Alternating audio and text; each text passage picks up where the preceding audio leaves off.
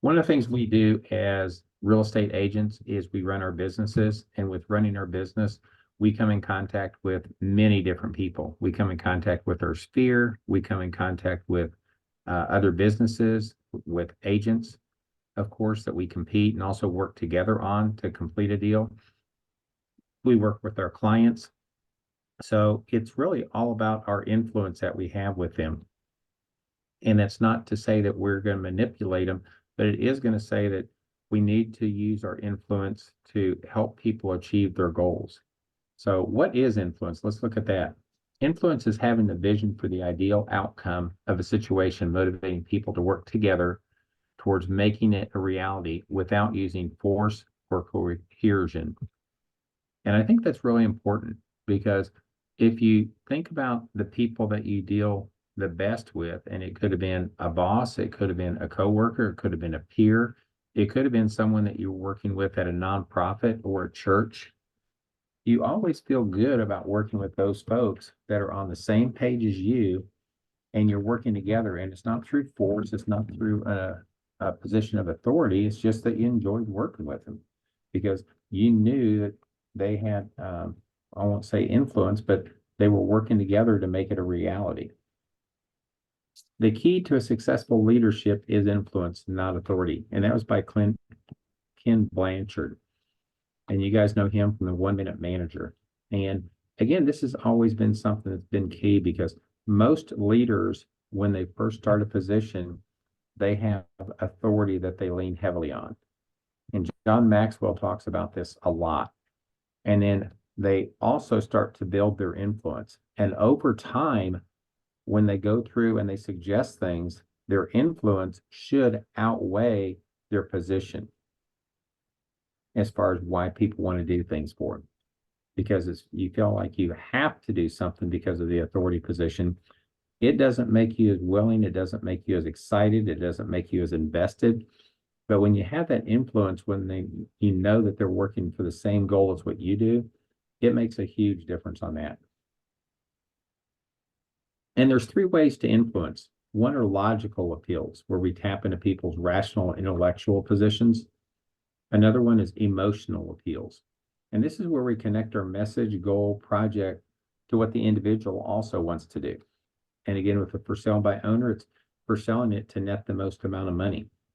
Okay. And the other one is cooperative appeals, involving collaboration, consultation, and alliances. And this is when we work with our agents on the other side to make the deal complete. So it's working with those things. Sometimes you're going to use all three of these methods in a situation too. So keep that in mind also. But the foundation of anything is building trust, and trust is the foundation of influence. People are more likely to be influenced by those they trust. Be honest, reliable, and consistent in your actions and words. And I'll use a sports analogy right now. Nick Saban announced he was retiring from Alabama. Well, one of the reasons he was so successful is his players trusted him. I mean, they would go there and most of them would stay, and you wouldn't see a lot of people leave through the portal to go to other teams because they knew he was honest, reliable, and he was consistent in his actions and his words. And again, even if he was up 30 points and they weren't doing something right on the field, he didn't blow it off. I mean, he sat there and stayed consistent in saying, hey, you have to be thinking all the time because he never relented from what his standards were. Another one is active listening. Pay attention to what others are saying. Show genuine interest in their thoughts and feelings. Listening actively not only helps you understand their perspective, but also makes them feel valued. And what's a way that we show people that we're actively listening? I'll throw that out there. Jana? Body language. Body language, excellent. Austin, what about you? I'm trying to think of the word for it, but I completely forgot. When you're like, kind of like body language, but you're also like taking it in. I forgot the word.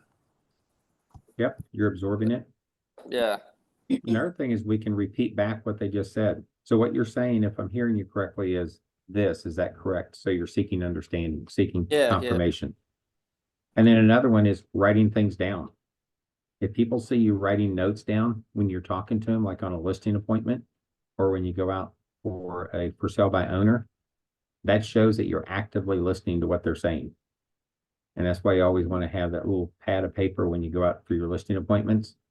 And you may go make some notes. When you first go up to the house, you're looking at it and you're writing down some things like eaves need to be cleaned. Okay. Doorway has cobwebs in it, things of that nature. Because they're looking out the window waiting for you and they're seeing what you're doing. And if you just run up to the door as opposed to taking a second and looking around at the house and making some notes to it, it does have an impact on them because that makes them feel valued. Another was empathize. Try to understand the other person's point of view and feelings. Empathy helps you connect with them on a deeper level and builds rapport. Okay. And sometimes you have to read between the lines, especially when we're making our calls. If it's, say, they're saying, well, I don't know what we're going to do. Well, I understand it's probably pretty disappointing for your house to be on the market 6 months and not be sold after you thought you'd have it sold because you got a beautiful house. And they go, yeah, exactly. Or they sit there and say, I don't want to talk to anybody. We're not going to list it. I said, you've probably been getting a lot of calls from agents, haven't you? That's very frustrating, especially when the house didn't sell. Again, empathizing with them makes a huge point because then they start to say, yeah, you get me. And this is something they talk about in the book, what everybody is saying. Okay. Because your body language will say that. And again, people like that when you start to identify and connect with them because you get their understanding. Another one is communicate clearly. Express your ideas and thoughts in a clear and concise manner. Avoid misunderstandings by using simple and straightforward language. And a great book on this is Simply Said. And if you haven't read it, read it. I mean, it talks about not only having conversations, but about how to do PowerPoints, also communication in emails. I mean, it talks about all the different levels of communication, how we talk with people. But expressing your ideas and thoughts in a clear and concise manner can really shorten down what that conversation is going to look like, because then you get to the real root of the problem rather than a bunch of stuff that doesn't matter. So keep it focused on what it is. And then to show respect. Treat others with respect, regardless of position, background. Respectful behavior encourages reciprocal respect also. And people pick up on this. I mean, when you go out to dinner, and it may be a business dinner, it could be a date or anything like that, and you see the other person not treating maybe the wait staff or something nice, or, the valet, or it could be, they had a problem with a checkout person. Again, you start to think about, wow, why are they being so mean to them? And it does make a difference. And again, this is something that's big, no matter if they can do something for you, then you never know as far as how that's going to pay dividends for you. And again, it's just the right thing to do as a person, is to treat people with respect. Now, when we be persuasive, we don't want to be manipulative. Okay. While it's important to be persuasive, avoid manipulative tactics that can harm your credibility. Instead, focus on presenting compelling arguments and evidence to support your point of view. And this gets back to what we were talking about also. Define common ground. Identify shared interests or goals to establish common ground. When people see that you have similar objectives, they're more likely to be open to your influence. Now, how would you find common ground with someone on a for sale by owner? Because I want to put it in real life situations that you can use.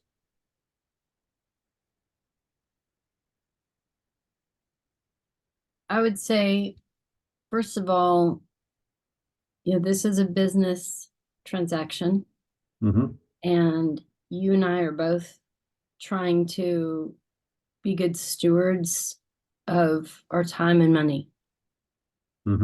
And so I understand you being mindful of not spending more than you need to. and trying to earn for the benefit of you and your family. Yeah, because if I don't do a good job for you, you're not going to refer me. Right? Yeah, and I mean, I'm here, I'm working today. So I'm working, this is my job. And so I'm interested in making a living. And so part of the reason I'm calling or visiting with you is because I am trying to make a living helping people buy and sell homes. So, this is a business issue for me as well. So I can relate to wanting to make money and use it wisely. Yeah. Austin, what about you dealing with a co-op agent? How do you find common ground there? Like, what do you mean co-op? That's the agent on the other side. You're representing the seller, they're representing the buyer, or vice versa. Oh, just saying like we're on the same team. We're both trying to help them.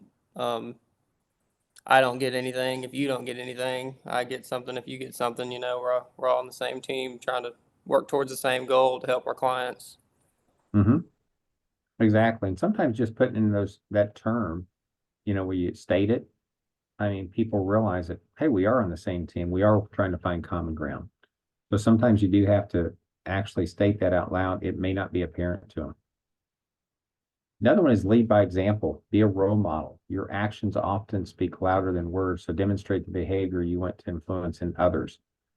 And one of the ones I always think of on this is your kids.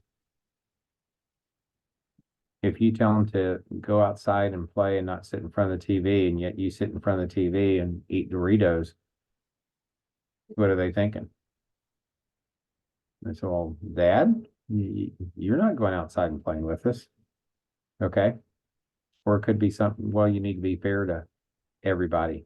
And then if they see you get back an extra $10 at the drive-through and you don't give it back to them, then are you following through and being a good example for them?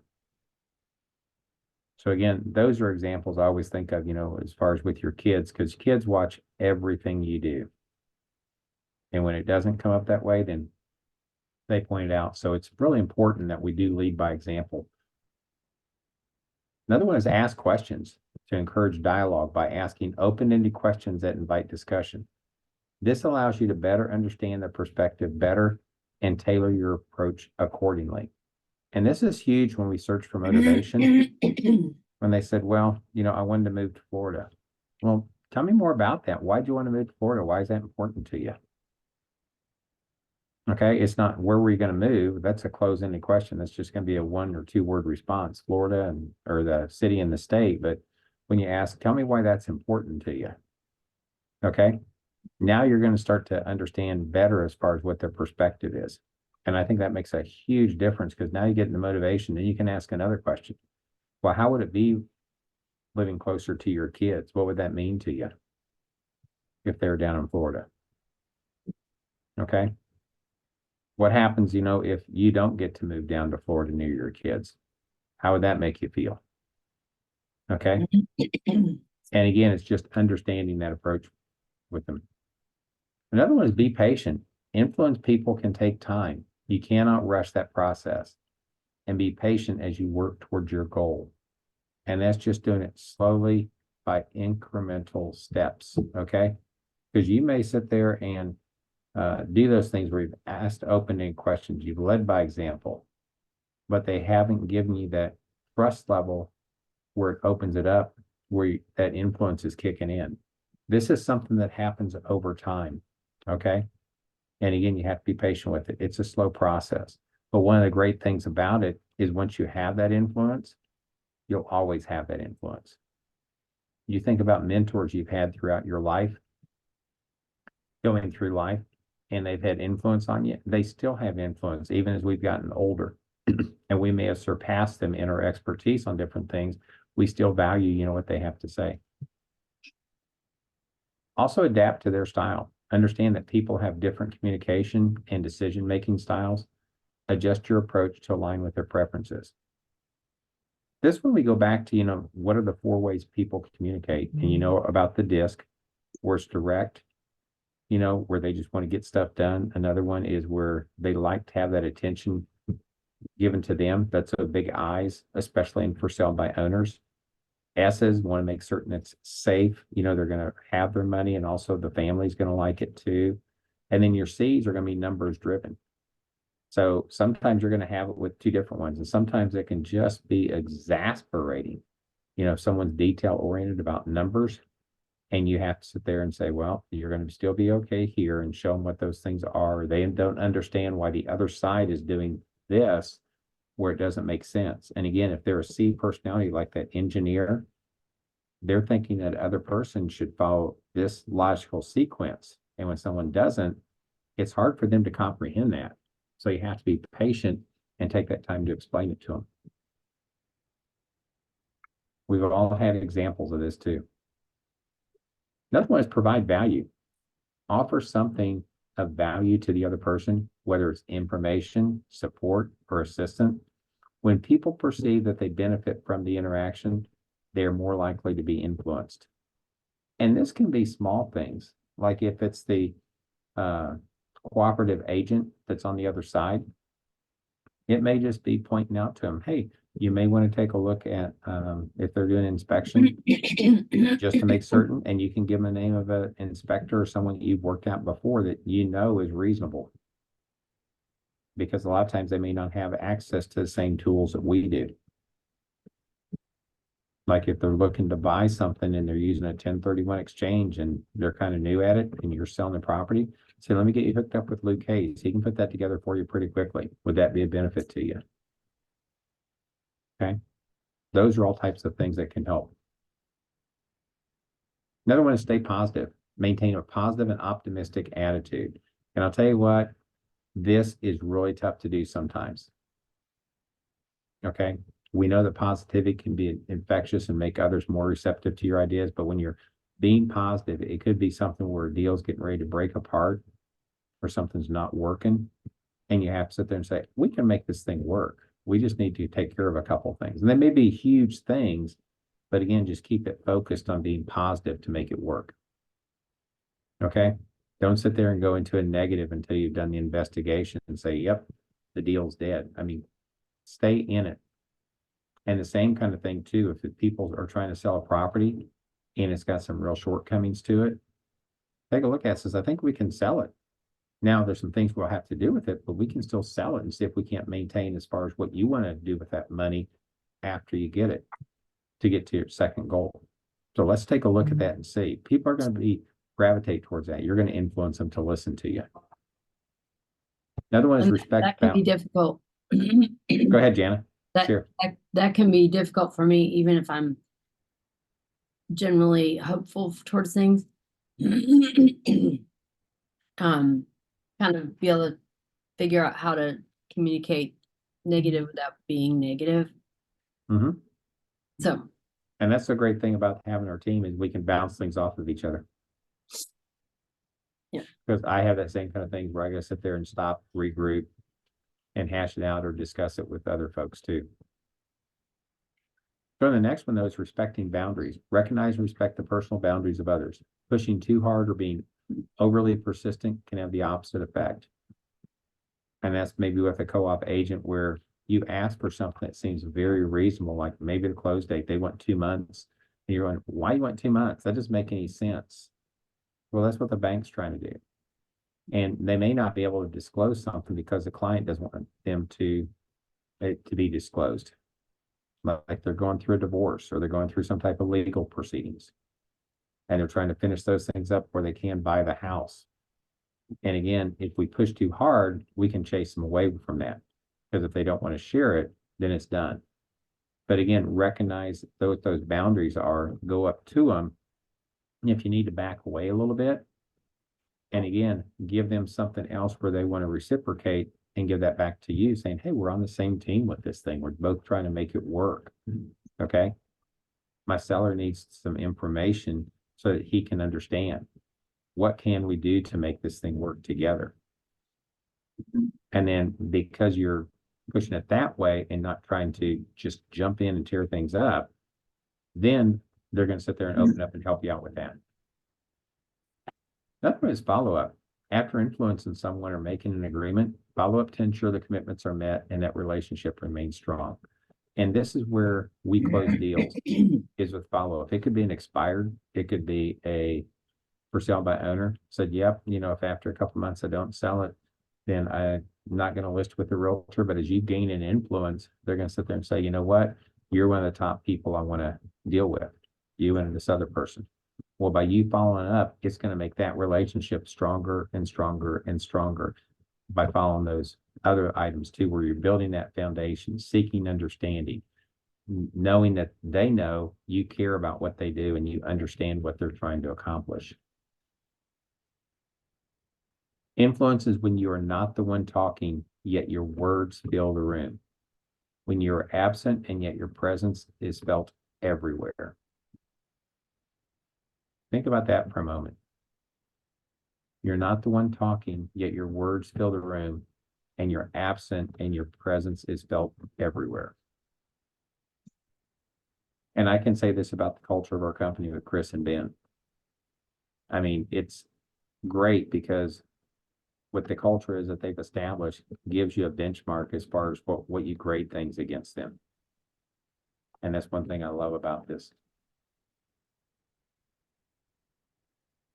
Questions? Oh, let me go back here a little bit. I mean, what do you think, that last slide? Mhm. What else comes to mind, of either like how to do that more, that, becoming a person of influence, even when you're not around? How is that something you see we could strive or work towards a little, even more so, this year? I think the first is leading by example, like they talk about. Okay. And with their clients, it's staying in contact with them. And it could be phone calls, it could be visits, it could be text messages, it could be Facebook messages. There's a variety of different ways. But if you're actually staying in contact and you're staying in relationship with them, not just an auto text that you're copy pasting on Facebook. How are you today? How are you today? How are you today? Okay. Because you're going to get in Facebook jail real quick for that. But it's something that if you are staying in relationship with your people, that makes a huge difference because they know that you're out there caring about them. And also you're staying top of mind awareness with them. If you want to look at it with FISBOs, if you're just checking in, if you're getting them information about the market, like sending them the area pro. Hey, here's what the market's doing right now. Okay. You're showing that you're in real estate. You're a professional. You prescribe to different tools to help them sell their property. I think that's the biggest one, is leading by example. But I think the second one would probably be knowing that you care. If they know you care, you're in a relationship with them, I think you have huge influence on that because they know you care and you're always staying in touch with them. Those are the two things I see. What about you guys? I'll throw it out there.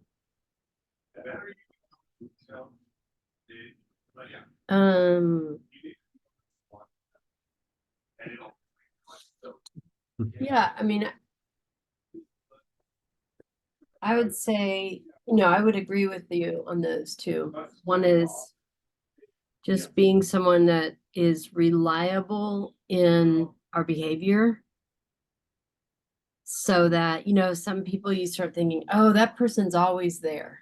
Or you always see them, they always leave at 8. You always see them coming out at 8 or whatever. Or I see them here. They start behaving in a way that you can rely on them. So I would say that's under that example. It's like just being a reliable person who just kind of consistent. And so people start trusting that, oh yeah, Jana will be there, because she always is there or whatever. Right. So I would say that. And then I would say the care piece is when people testify about someone in their life, like either they're living, they might be dead, they might be out of town, or, and they say, this person, I knew that they cared about me. And they had kind of layered that assurance. And then someone's like, you know, even when I felt alone, I knew that person did care about me because these reasons. Yep, and they were there for it. Okay. What other questions, comments do you have on this, on influence? It's good.